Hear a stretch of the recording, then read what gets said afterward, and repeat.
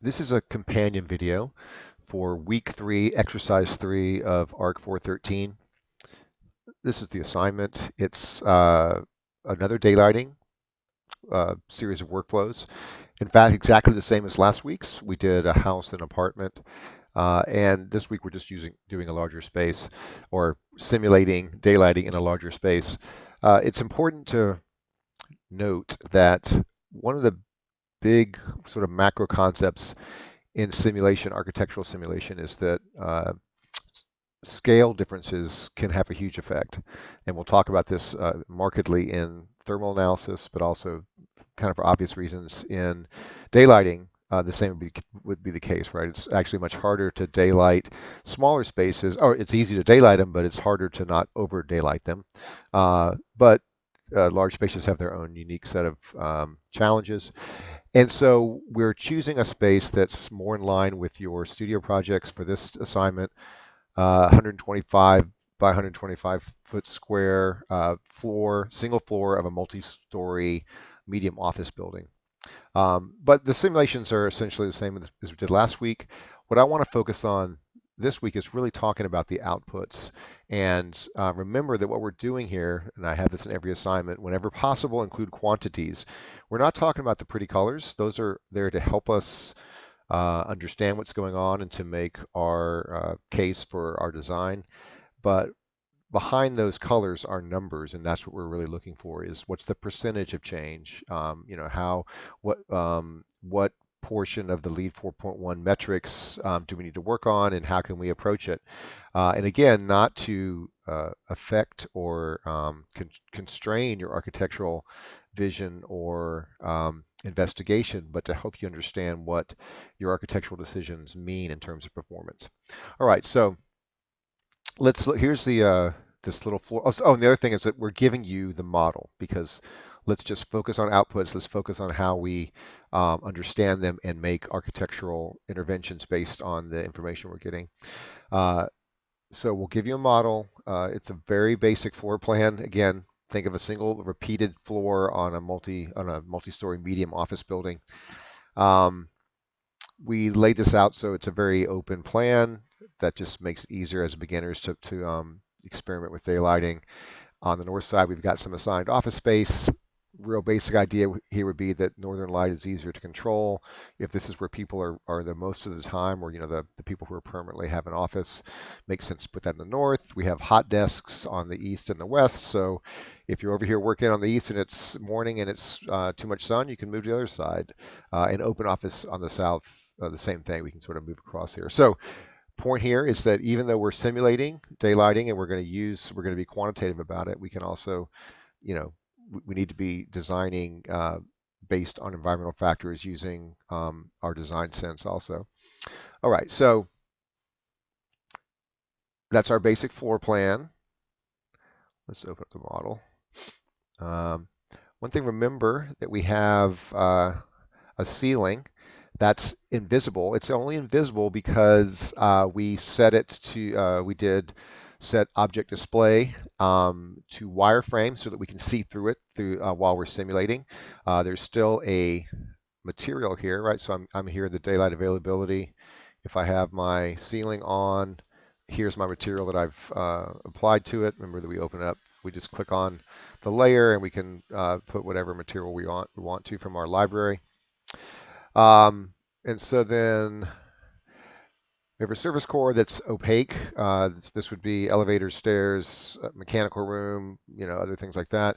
We're actually going to use this space or something like it later. We'll add skylights and electric lighting in a different assignment. Partitions, interior glazing, and an envelope that starts off as just being a curtain wall. And then we'll add some opaque elements later. And then we'll play around with shading or design with shading. So let's just so remember we did these simulations last week, so I'm not going to go over how to run the simulations. They're exactly the same. It's the same workflow. I just want to dive right into the uh, outputs and discuss them. All right, so here's our, remember that our programmatic requirement for Studio and for this class for daylighting is lead 4.1. So I am using a lead 4.1 workflow here, and I've set materials for any of the layers I'm going to use. So the ones that are on open or that are turned on right now have layers already assigned to them. And I have areas that are on the grids here. And so all my areas are selected as part of the simulation. Remember that these grids are that we've set a work plane height, and we'll talk about that in a second, what the work plane means in terms of our simulations. Okay, so here we are in a basic, what did I call this one? Remember too, this is, you got to get good at uh, moving around in the graphics window or the output windows. Often I get quite a few simulations, named simulations, so I need to be moving my outputs window know where the adjustments are. So for example, here I have adjustments both at the top and the bottom here. So if I want to see more of this detailed information, then I have to truncate my visual graphic of the outputs. Um, all right, so what do we have here? Let's just go remind ourselves and go over the lead 4.1 requirements. First, our programmatic requirement is that we get 3 points for this credit, and we're at that right now. We are there because we have 100% spatial daylight autonomy. Yeah, it looks pretty. You can already tell, like, what would it mean if I have that much autonomy? There's absolutely no variations. Probably, I'm going to think too much sun, and that's underscored by our next metric, which is the annual solar exposure. Remember, we want to get this to be around 10% or less than 10% for the occupied spaces. And this is just a measure of how many hours we are above, I think, 1,000 lux. So it's just, when we're going to have too much sun in the space. Um, and then we have our average lux. Let's go through each of these individually. Um, Remember that we can look at several different versions of the data here. We can, up here in the daylight autonomy, we can switch to specific day, and then we can actually scroll through the time on that day, or that we can move the date. Now, right now, that's not really doing much for us because we have so much sun. But remember that that's a really important gradation you have. We can also adjust our we can toggle through these inputs here or these outputs either in this drop down or on these tabs. So that's the same thing. Um, and then, so we've already said this is boring for this run because we have 100%. Let's go to our um, annual solar exposure and see what we have going on here. Well, first of all, we're 40%. That's a lot of sun in a number of areas. Let's go to the annual first. And you see here then in our more detailed table, we can see which spaces have are overglazed or will have too much sun exposure. Of course, our quarter is fine. It's in here in the middle. There's no overexposure there. East, and actually we can do this too. We can select these individually and isolate the data. You see here it says overlit, by the way, greater than 1,000 lux. So there's the metric I was talking about. Um, so this is good for graphic inclusion and documentation, but also for us just to isolate the space and isolate these graphics here. One thing that just to use our common sense, which is always a good thing to be thinking of to make sure that we're not making that we have a sensible model. It does make sense that we're on the east side and that we have the sun only in the morning. I'm assuming if I switch to the west side, let me pull this up, that that's going to switch to the afternoon, which it does. We can show two at once like this. So get facile with working through these the displays. I'm going to go ahead and I guess I'll just select them all, except for the quarter. Yeah, I'll go ahead and do the quarter too. All right. So the point is then that we know that we're overlit for a substantial part of the year. We could also come in here and try to think about specific days, and there might be design interventions that would be tailored to a season. Um, Obviously, the time of day is going to be more on the east than on the west, and it's fairly. We've got. It's interesting. If we go to annual, um, we have more in the winter, and that's than in the summer, and that's because if we go to well, we can see it here. It's because of our southern exposure, which makes sense because remember the sun is lower in the sky in the winter in the northern hemisphere. If we ever want to check that, we can just come back in our analysis. I'll go ahead and put a cap on this. Let me also turn off. If I click this white, these white arrows, it clears the simulation. I'm going to turn off the grids. I can always come back and check, actual sunlight, what's going on. So if I'm here, um, and I want to think about, what's going on with the sun, it's in a dynamic way. I can change the date and the hours here, and I can see what's going on inside the building all the way around. So this is you can really quickly move back and forth between these, you want this to become a really natural interface for you and something that you do not because you're supposed to, but because you're like, yeah, what is going on with that? Or let me check that out. Um, that's the way to use this tool. By the way, this is me. I talk fast and I cover a lot of ground. With these videos, remember you can pause, you can scroll forward or backwards, you can watch it as many times as you want or skip over whatever parts are not interesting. Okay, so I'm going to go back to my daylighting. Um, by the way, these lines are just saying which direction the glass is facing, which is important. It'll turn off when I turn on a simulation. So let me turn back my grids and I'm going to turn off my cap. Remember, the cap is just there so that I can simulate uh, architecturally the building, and I can do that solar analysis with the shading. It's not part of the actual simulation. The ceiling is, which is set to wireframe. Okay, so and then we have so we did the points. We did um, the spatial daylight autonomy and the annual solar exposure. Make sure you understand what those are. Ask if you don't. We've talked about them before. And then we just have the average lux. And again, this can be set for annual or a specific day.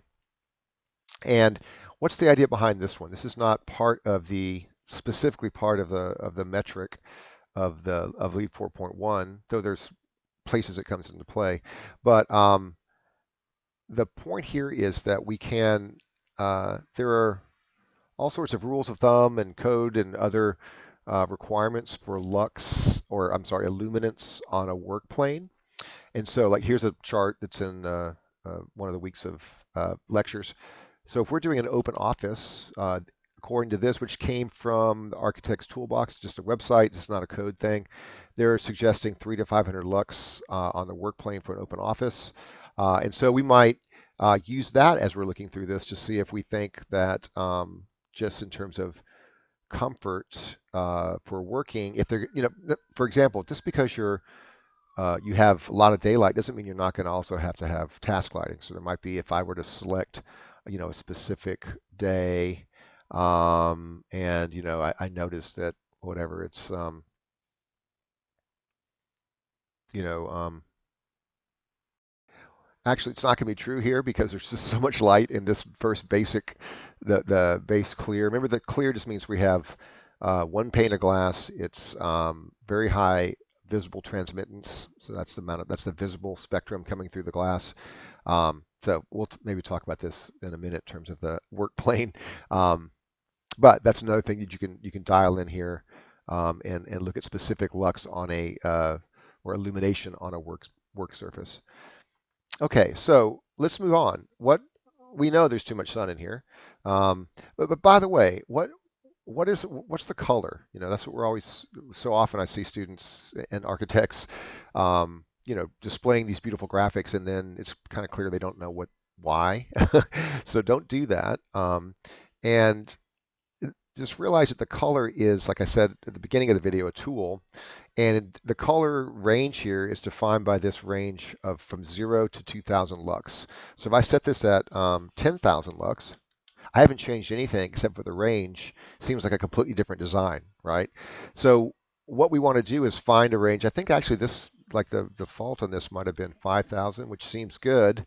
Um, but then if I get down to something that's working um, better in terms of our requirements, it gets really watered down because this seems like this is a perfect design. It's not. There's still a lot of light here.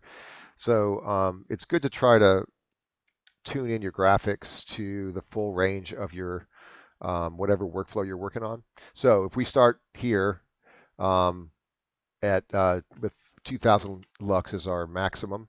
If you don't remember what lux are, we covered that in an earlier week, and definitely talk about it. Ask. Don't be shy about asking questions. It takes a long time to get all these units into your head.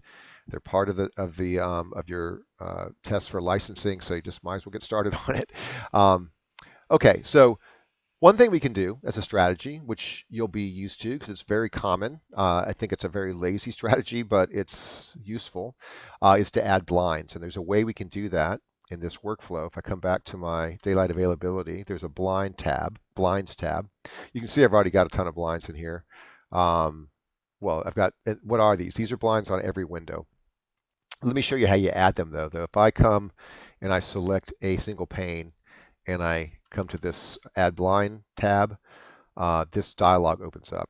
And as per usual, there's a variety of blinds we can choose. We can import our own.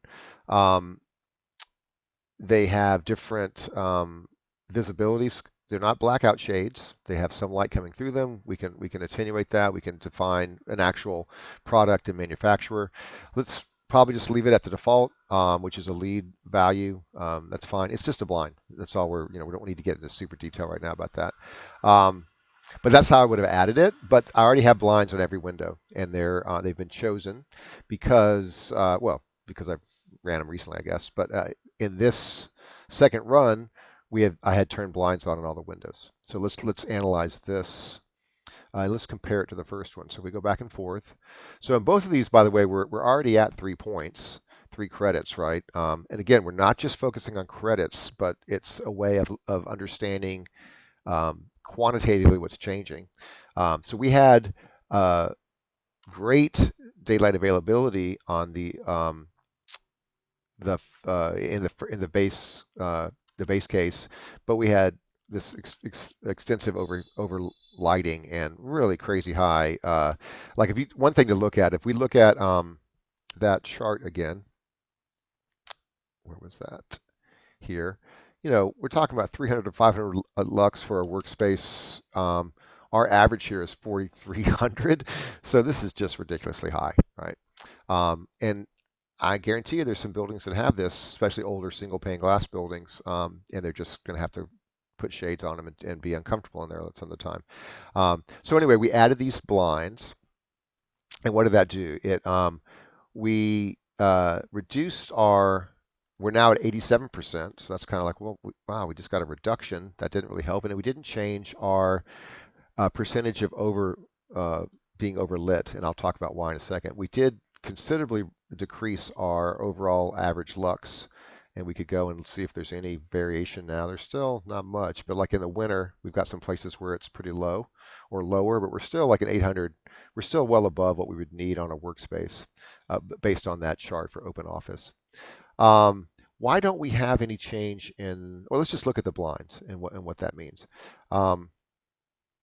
So if you look down here, these are the spatial. Remember, we said we could isolate these, which is a very cool feature.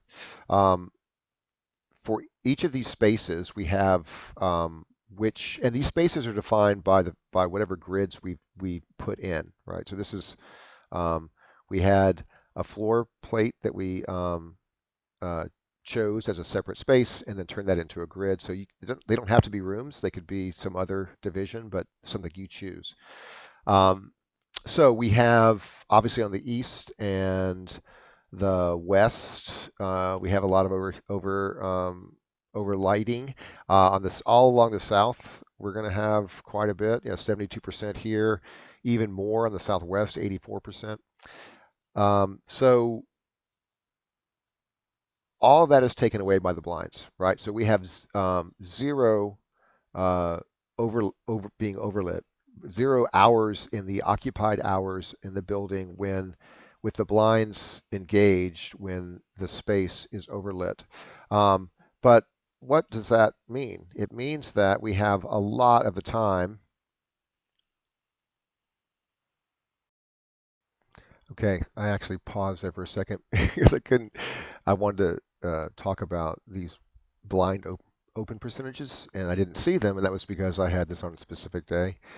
The point here is that, and by the way, that's also why these two, the faces of the window look different, because as I move this, um, it's going to change where the sun is, and that's going to change the graphic output. So, yeah, I'm constantly also forgetting or just, having to remind myself all the different amazing outputs that we have in this interface. So, um, got to keep working on it and using it, and you'll get it'll become second nature and a really useful tool.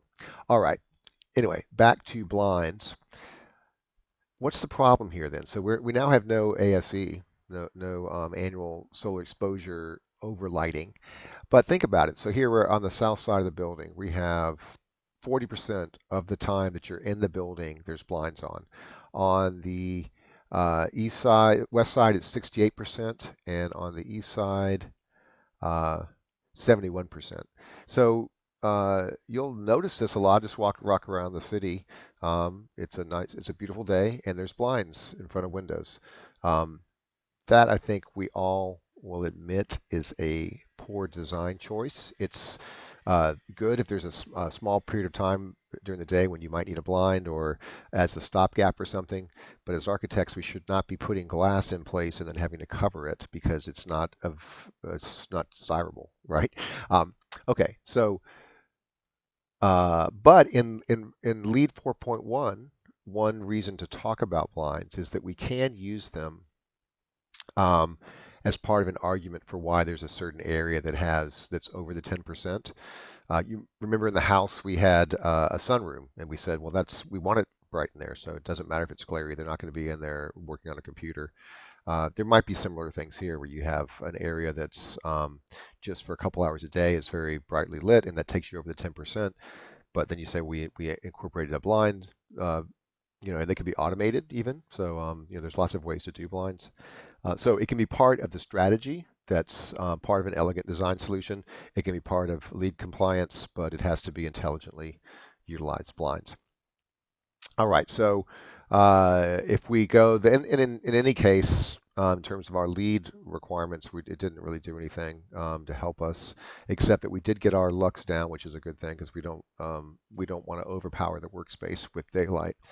Uh, the next thing we could try, because we did also last week, is we could change the glazing package. I did that there, and now I'm wondering, let's see, so what happened there? We went from, we had 3 credits, but way too much sun overlit.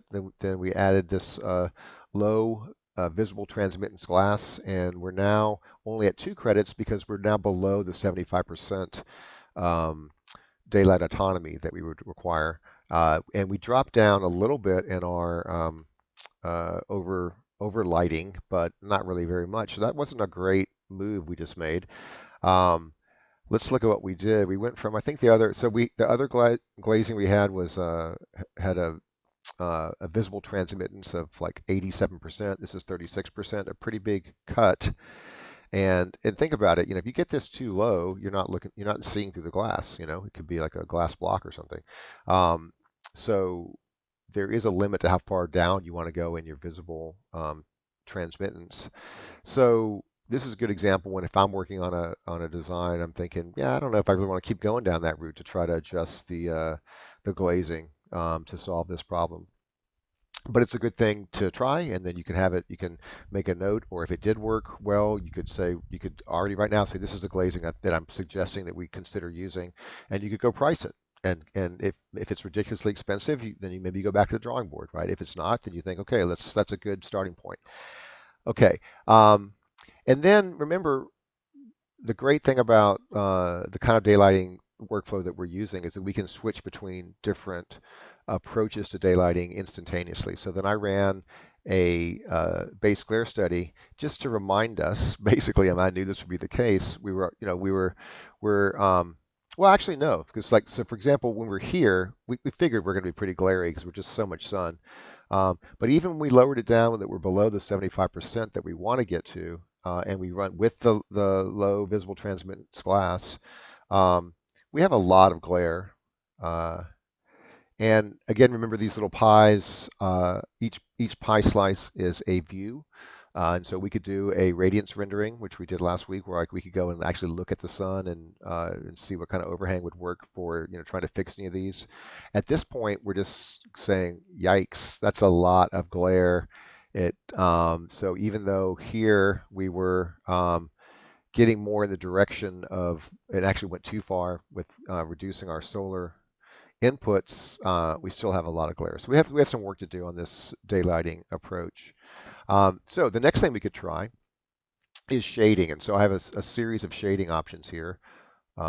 Remember that if you just because we turn something on in the graphics window does not mean it's in the model. So these would need to have. I just turned on this first shading package. We have to make sure that they have materials, which they do have here. So they will now be in the model that I've already run. Remember too, that when you're running these models, so even on my really fast computer, one of these models might take 3 or 4 minutes or which to me is a long time.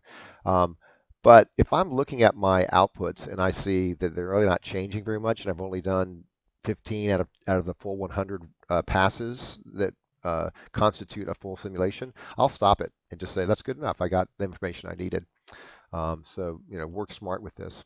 Okay, so I am going to add this shading package, number one that I design, that I was trying, and how did I know to do this? Well, I probably went back and did a solar study, using shadows, and probably got some preliminary idea of, well, how big do these need to be? I can play around with in the graphics window with a simple solar shading analysis before I actually build any of these overhangs. Plus, it's Rhino. It's really quick. You can do it, and we can have as many different options as we want and saved in layers.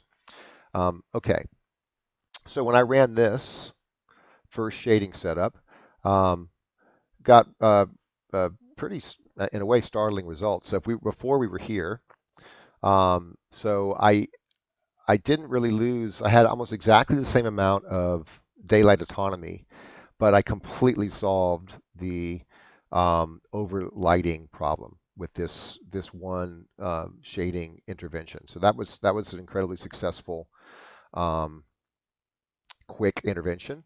Now, again, I may have to decide whether or not architecturally I like this, and I can adjust it in different ways. But let's just keep going and see what happens if we continue. Because, like for example, now the problem is I'm still below my 75% daylighting. And where are we in general? We're still these are decent numbers for complete daylighting for like a desk, and I'm sure we still have some glare issues. So if we go back, it'll be different now. But one way to solve some of these kind of things is just the direction you face the desks. So you also want to be putting furniture into your designs fairly quickly. That's another easy thing to do that you can turn on and off in your. So you want to be working back and forth between sort of detailed and then very conceptual at the same time. Okay, so I thought, well, okay, I'm going to try to get this number up, this our um, solar daylight autonomy by. I'm going to increase uh, the visible transmittance of the glazing, and remember, I do that by coming to my materials and changing it here in my exterior layer exterior glazing layer, because this is all on one layer right now, all this glazing. Um, and So if I do that, I that's pretty good. So now I'm back up to 3 points because think about that right now. All I did was change glass. I didn't have to change my architecture at all, and I got to the amount of daylight that I would like to have above 75%, and I'm very close to that 10% threshold. And I could come down in, for again for lead points, but also for rule of thumb, what's a good idea for a space in terms of being overlit at some portion of the year. If I come look at my where my problem is, if you want to call it that, let me do this. Let's see. Most of it, the only places that I have an issue are on the south side. So I've got 40, 32, and 35% on these. This is 40 in the middle in the south. Southeast is 32, and the southwest is 35. So I should focus on um, my southern um, facade in terms of shading if I want to keep going with this line of design. Um, so let's see what I did. I don't know if I actually did that. The second thing I did was add, yeah, I did. Okay, I added um, another sort of an analog to the vertical shading that I did on the east and west. I added that to the south, and what did that do for us? Yeah, that knocked us right where we want to be, right? So now I've got um, an average of 5.3% overlighting. Nothing is really bad down here. We're in 13, 15, 17 in those three spaces percent in those three spaces we were just doing. That's a pretty good solution. Of course, now I have to decide whether or not I want this, in my architectural design, if that's gonna be useful. Um, but that's not what we're doing here. We're just like learning how to simulate and come up with ideas. Um, so what else could we do just to keep playing around with it since we're here? Um, and by the way, too, we still have very which is why we're getting these points. We're very well daylit in all the spaces we'd be using, even the conference rooms, which would probably have some kind of, since conference rooms are going to be used less, turn the lights on and off, have motion sensors, then you can have a little bit lower daylighting in here and still be feeling good about it. Um, okay, so then the next thing we did was, oh, let's look at the glare. Um, with this shading setup that we just analyzed for lead. And we still got a fair amount of glare, but it's much better than, this, right? Um, so we're heading definitely in the right direction. And again, if we really analyze this closely, and if we can go in and do a radiance render to see where the sun is, we have a lot of space in the back that's completely glare free. If we, faced if we ran our computers this way, I mean, our screens were facing, east and west in this room, we would have very little views that would be have glare when you're looking at your screen. So there's some good stuff here that we can work with. Uh, then I did, just to kind of keep playing around, I tried to get rid of some of this glare here on the east and west side by adjusting the angle of my egg crate. Well, these aren't really just my vertical shades. So I went from this to this. And let's see what that did. It helps somewhat. You can even see if I switch back and forth, you can see a lot of this area here is now pretty good as far as glare goes between those two. And our average went down, a fair amount. Now, of course, we can, dial into this and see exactly where the problem is, what we might want to try to do. We can come in. Um, let's even just do that. Let's see if we're here, looking that way. And I'm going to choose, let's see if I can make this bigger. Yeah, I'm going to choose a time when there's definitely seems like there's some glare. and I'll do a radiance render.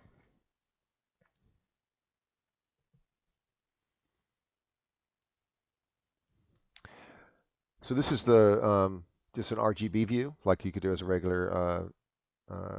And here's a grayscale. If you this, we did this last week, but just reminding you that there's some, and we can do these that are not fisheye. We do fisheye because that's what we use for these glare analyses. Yeah, so we can see there's still, there's something we could do about the sun here. We could adjust these, the angle of these vertical shades. We could add another horizontal here. There's things we could play with. And the cool thing about these radiance renders is I can go add something right now. I could have a layer already made and bring it in. And like as an example, let me if I stop this, and I'm going to bring in. I have a light shelf that I'm going to put in on the south side, so this will be on a different side of the building. Um, but I'm not running the. So I added that shelf out here. Let me go back out here. Right, this light shelf. Um, I don't have to run that render again. I can just look at it, or I'm saying I don't have to change anything. I don't have to. It just automatically that will show up as the render's going. So it won't affect the actual. I'd have to stop the render and rerun it, but I can actually see where this. This is that shelf I just put in. I can see it in the model, and so I can see if it's blocking the sun or not, as I wanted to do. So there's a way to be modeling as your simulations are running also. I'm going to stop that rendering. Okay, so where are we? Um, we have, so we just adjusted that shading pattern a little bit. Let's add, and then if we add that light shelf that I was showing you, which is this here, um, from a performance standpoint, um, it's a big difference. Like so here's our glare profile now with all that shading. And then if I go back like to the original, let me go completely. So here's with the shading, here's without it, drastic difference, right? Um, and we did that. There's shading, so we changed the geometry of the building on the facade, but not on the interior at all. And we got a very a markedly better performance in terms of glare. Um, all right, so that's the workflow that we're talking about, and let's go back to this. But remember, the main thing that we're doing here, I mean, this is actually pretty incredible. And again, it may not work with our desired um, architectural design, but we definitely have solved a lot of problems from a daylighting standpoint. We've got our full 3 credits because we've got 80% of daylight autonomy, which is very good, and only 0.5% of the time are we overlit. So it's really pretty much a passively lit building. Um, and we have a decent, 592 for an average lux. That means that nothing's kind of going to go crazy here. These are all like, again, because we've gotten rid of the glare pretty much. It's funny, look, there's actually the most light is now on the north side. That's how well we did with our shading, because the north side generally has the least amount of sun. Um, all right, but what's especially if you know me, the problem with this is just look what we did. We've got all this exterior facade material that's there in order to deal with the problem that we created, which is having too much glass, right? Oh, but by the way, look at so our that was the point too of the there's only 0.5% overshading, so very little blind closing required. Not there's only 4% of the time that the blinds are closed in the south, um, only 8% on the east, and I think a little less, no, 10% on the west. So that's very good. So we still have the blinds for those times that they're needed, but they're not needed that much. Um, but okay, again, we've got just a bunch of stuff out here that's covering up glass, and if we go and if we do more renderings, it's our view shed's really compromised to a large degree. Well, it's changed. Um, so we sort of created a problem by adding all this glass, and then we fixed it with a bunch of shading. What else could we do? Well, I'm going to turn off all the shading. We could add some opaque elements to the facade. So in other words, we could have an envelope. Uh, an opaque envelope. What that's going to do also is this is going to make this building much more amenable to our thermal analysis, right? Because glass is going to be the worst component in our envelope from a performance standpoint, or it's going to be problematic if we have too much of it. So again, this is not elegant in any way. I did not plan this out. I just very quickly threw in some opaque elements and just basically cut the glass in half. That's all I did. So this is not really a design at all. It's just a demonstration. Um, so if I let's start though, just so we're starting, comparing apples to apples. I'm going to turn off the opaque. If we start just with the glazing, I move with the curtain wall, and I have visible transmittance glass 33%. Here's our result.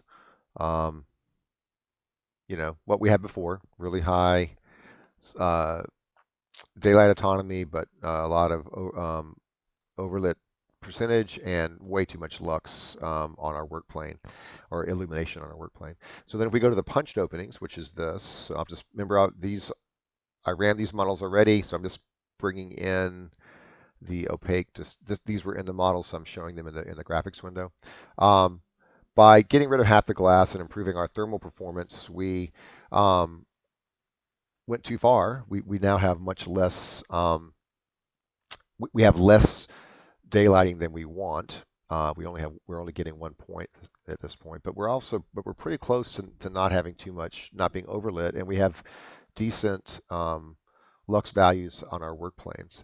So we can then, of course, continue working with this. Um, First, we could try to um, get a higher visible transmittant glass. So I changed our glass to have a visible transmittance of 71%, and this was the result. Um, we went from, let's see, this the 54% to, oops, sorry. If you select more than one, it goes into this compare mode. That's not what we wanted right then.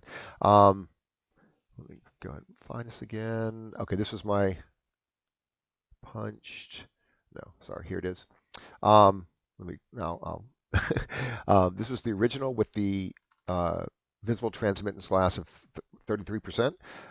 Is here, 54% daylight autonomy, and here's the new one, 80% daylight autonomy with some shading issues or over glazing issues. I bet that they're mostly.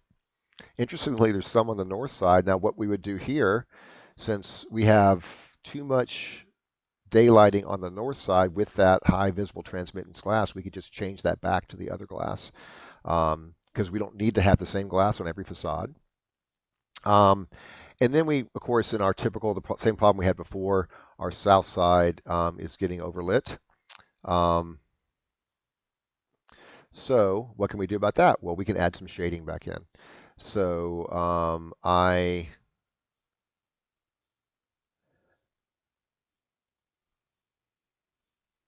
added just the first iteration shading. So this, not all these, let me turn these off. So just a very simple horizontal overhang gives us a excellent overlight, overlit, what would be a percentage for the amount of times we have too much sun, which we officially call the annual solar exposure. And it's times when it's overlit. I don't know how to say that in plural or anyway. But we still have this 60%. So we're only at 2 points, 2 credit points in the lead 4.1 because we want to get to 75%. Of course, we can continue. We could tweak the glass. We can, change. We should definitely change this pattern probably of opaque. There could be a larger area of glass and taking out, and having larger areas of opacity. There's all sorts of things we could try. But one thing I just want to point out is that I intentionally this whole time have been modeling this with, let's see, all of my grids are on. So including, there's a grid inside this core that is not being daylit at all. So if I turn that off and I run it, so if I just turn this off and run a simulation, I just automatically improve my percentages. So that's this. And so now we see we're getting pretty close, 67%. Now, was that cheating? I just want to point out to you, what am I doing there? I'm saying by paying attention, I went back and said, you know what, I don't think in terms of our requirements that a space that is not daylit is going to be part of our calculations. And I could look it up and, and clarify that with an engineer. But just by paying attention, then I've gotten very close to and I could easily get this into the 75% range and make this design completely um, uh, pass certification also. So now we have two different approaches. We have this with the opaque approach, and we have one that was